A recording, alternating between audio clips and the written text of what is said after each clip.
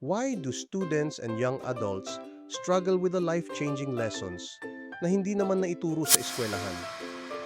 Sa mga nakararami, ang frustration ng real-life challenges ang kawalan ng skills na magagamit nila.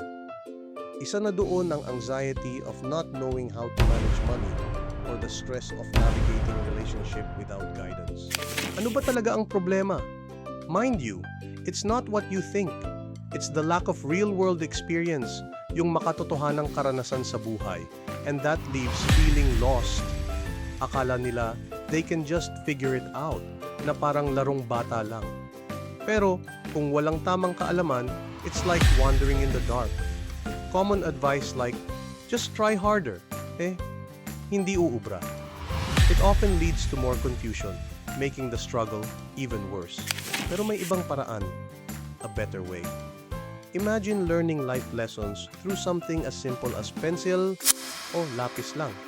Just like a pencil, it leaves a mark, mistakes can be erased, baligtarin mo lang may pambura ka na, and the inside values truly define you. Sharpening o ang pagtatasa can be painful, but it's part of creating your own story.